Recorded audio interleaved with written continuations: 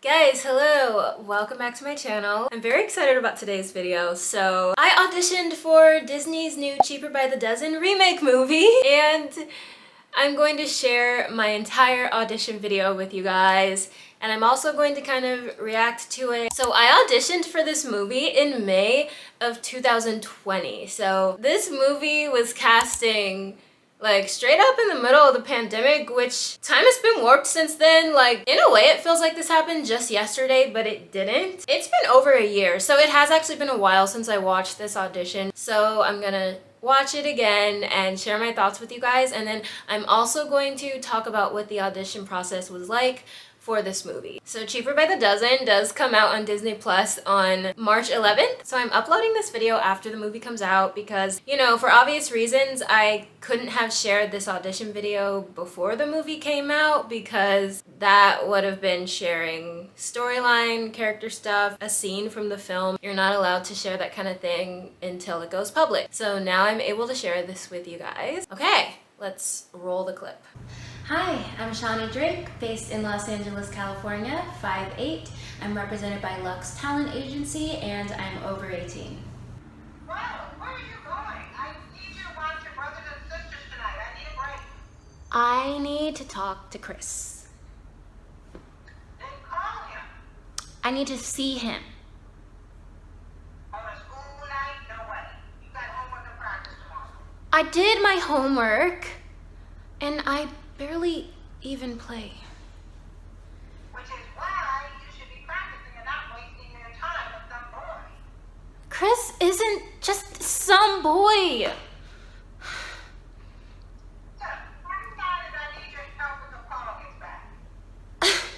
And when is that? It's not like he's ever here anymore. You know what? Give me those keys. Oh yeah, they gave us multiple audition scenes. For this audition, there was like a lot of material. I'll talk about how I prepared after this. I feel like my general reaction to watching this video is just gonna be kind of like, it's okay, like it's pretty good, maybe not the best ever, but also it's not bad, like, and then there are some good moments in there, and obviously my biggest goal is to just be natural and be real and for it to not seem like I'm overacting or anything like that. I feel like there were a few moments in there where I was kind of like doing more than I needed to in these little moments, if that makes sense. Just with my reactions to what the reader was saying. The reader was my mom, by the way. Yeah, so besides that, because of the nature of the scene, I decided to play it like with a more serious tone, kind of like emotions on the verge of coming, because later on the character gets pretty mad and upset and things like that. So yeah, let's watch the next scene. And since when did you get to practice? Since I stopped playing basketball, I quit. You're not quitting. You worked hard for that. Who cares? They won't put me in anyway, since we didn't donate the gym.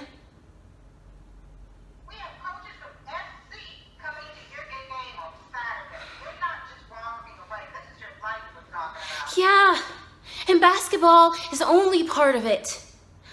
I loved it because I loved my team. But it sucks playing with those stupid, snobby girls at that stupid, snobby school. I already did. End of story. You can't force me to play. The heck I can. We don't need to talk about it later because my mind is made up. Yes, I can. Can I do that? That's not fair. Chris is the only good thing that's happened to me since I've been here. I stand corrected. Maybe she's not safe. I hate it here. We all do. I like it. Of course you do. You're a weirdo. Speak for this entire family. Admit it! You hate it too! A rent-a-cop trails you every time you leave the house. People here call Harley's ramps an eyesore.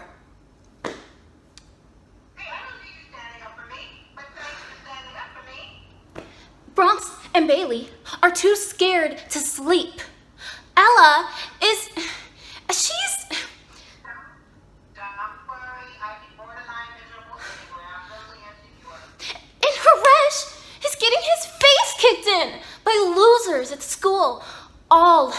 time. Well, your boy got a few hits in your trust.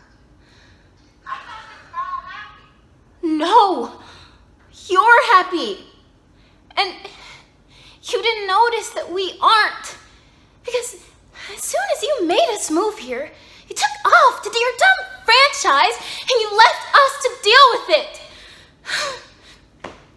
Okay, let's talk about scene 2. So I feel like one general note I have for my past self, I guess, is I kind of wish I had had more moments where I was just still, like more still and more just straight on eye contact with the reader, or just like in general listening to the reader but in a more still way. Because like there were a lot of moments where I was just like reacting every few seconds, be it with my face or with my body and movements, just reacting every few seconds, like I was looking for every opportunity to have a reaction. But I think it would have also been nice to have more still moments. And then like I feel better about the second scene than the first scene. I don't think either of them are bad, but I think the second scene was definitely better. I love how I actually brought some genuine emotions, like my eyes were filling with tears. I feel like I got a genuine vibe from my performance in the second one, and I feel like I believe that I was upset and frustrated and angry and like getting emotional over this whole thing. Another tricky thing with this audition was like in the scenes they gave us, there were so many different characters in the scene. You wouldn't really know that based on watching that, but there were so many characters in the scene. Like the mom was standing somewhere, there were multiple siblings standing other places who I reference at different points. And I think even though like I had an acting teacher tell me this, and I think it was really, really, really helpful. That acting teacher told me this after this audition experience. So I didn't have this note in my head at the time, but even if there are so many different characters in the scene, it's still best to keep your eye line like right directly off camera in either direction and not go too far over here or too far over here. And there were definitely a few moments when I was doing that. And also it's good just not to have too many different eye lines, even if there are multiple characters. And I think I was making that a little bit too complicated or just too, not all over the place, but I think I just should have kept it more within this zone of a V, which is what one acting teacher told me. Yeah, I don't think the audition was bad. I actually feel pretty happy with the second audition besides those notes I just gave myself. When it comes to getting cast in a role, there's so much that goes into it. You can have a good audition, you can have a bad audition, and honestly, like, sometimes you'll still get a callback even if you feel really bad about your audition, and sometimes you won't get a callback if you feel really great about your audition. Like, maybe they still want to call you in so that they can give you notes and see how you do it a different way, or maybe they just want to see you do it again, or they just want to throw you in with other actors. Also, another thing that goes into casting a role is, like, especially in a situation like this, if you're playing a sibling or a daughter, you have to look like the people they end up casting to play the parents, or you have to look like the people they end up casting to play the siblings. And I think that's probably just like such a tough process. I've cast a few indie projects before. It's another one of the things I do on the side. I really love the process. It's really fun. Yeah, so I've gotten to see like that side of the process, not just the actor side of the process. And it's actually helped me in a lot of ways. Now I see who they actually ended up casting as the role I auditioned for, which was Deja, one of the older sisters. And I see who they ended up casting as the siblings. And I see who they ended up casting as the parents. Oh my god, Gabrielle Union and Zach Braff. So like, first of all, I would have loved for Zach Braff to been my dad. Like, that would have been so much fun. I'm such a fan. And then Gabrielle Union as my mom. But I was looking at the poster and I was just kind of like, okay, Gabrielle Union and Zach Braff already look really young.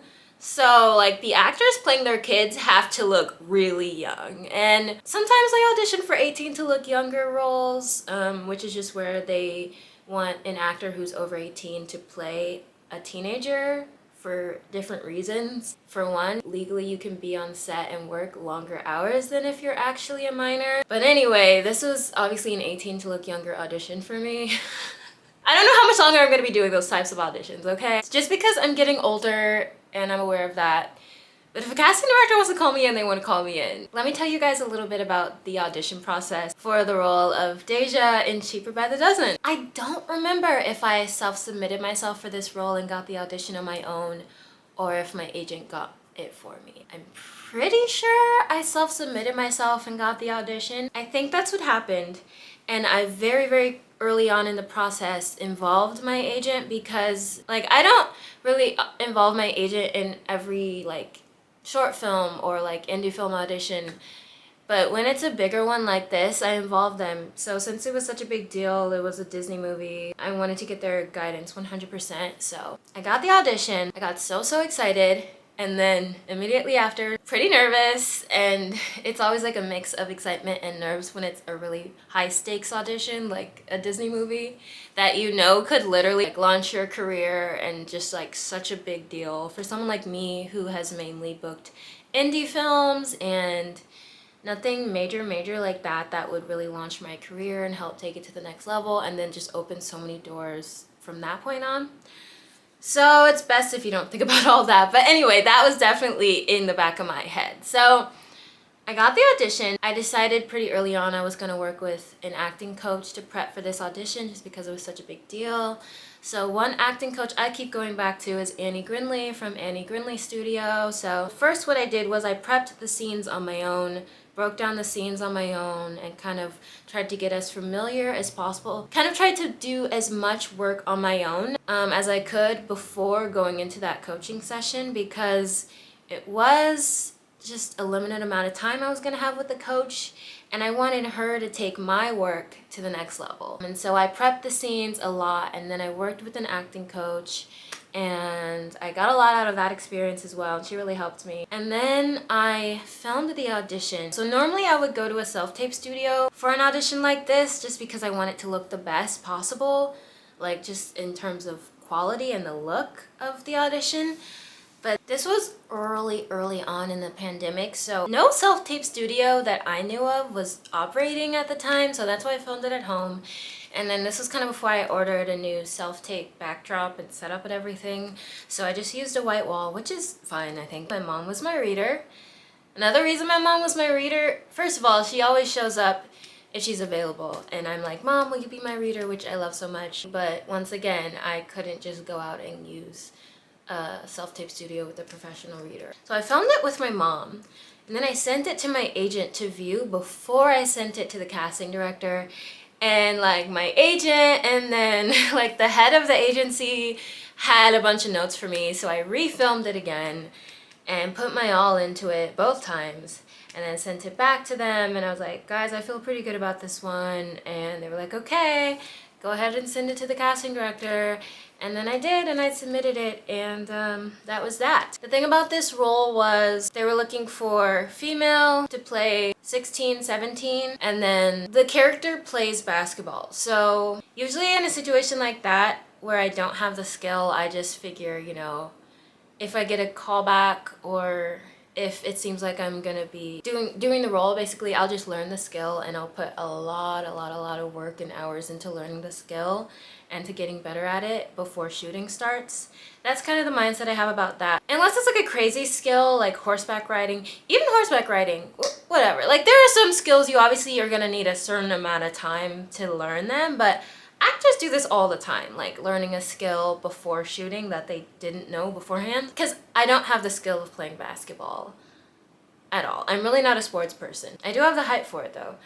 But anyway, unfortunately I did not get a call back for this project, and I did not end up booking the role. But that is the pursuit of an acting career. You put your all into an audition, you put a lot of time and energy into it, and then you send it off to casting, and you may or may not hear back, because they don't have to get back to you if you're not getting a call back or if you did not book the role. You will 99% of the time only hear back if you're moving forward in the audition process. My motto personally is, once I send an audition off to casting, I let it go. Out of sight, out of mind. And then if I do hear back, that's a nice perk, and that's a great plus, and I love it so much. But if I don't hear back, it's out of sight, out of mind, because you really cannot guarantee that you will. So it's kind of like, okay, I let this one go out into the world, I put my all into it, and now I'm releasing it. Now I'm letting it go, and I'm moving on to the next audition, and I'm gonna do the same process over and over and over again, and that is the life of an actor, auditioning until you book something, and then that's great, and then you get to work and you get to shoot a project and you get to play a character. And then once you're done shooting that project and playing that character, it's back to auditioning again. So yeah, that's just like part of being an actor. But yeah, I hope you guys enjoyed this video. I thought it would be fun to share my audition. I have not watched the new movie yet. I'm definitely gonna check it out. I did watch the original though. Did you guys comment below? Let me know. Did you watch the original? Have you watched a new one? Like, how do they compare? I feel like the original was either an early 2000s or a 90s movie, and family movies were just different back then. I loved them so much. That was a very specific time for movies in general, I think. I love late 90s and early 2000s movies. Don't know why they decided to remake this. I feel like they're remaking everything right now. But anyway, if you guys enjoyed this video, don't forget to give it a thumbs up to let me know. Don't forget to subscribe. Hit the notifications bell if you want to be notified when I upload a new video. And I will see you guys again very soon. I do have multiple videos filmed that are going to be coming at you guys very soon, so I will be seeing you then. Like a light, lighting up in the dark. You make it right, I forgot how to act, it's so classic. Every time you make me nervous and I lose my words. It's been a while since I forgot the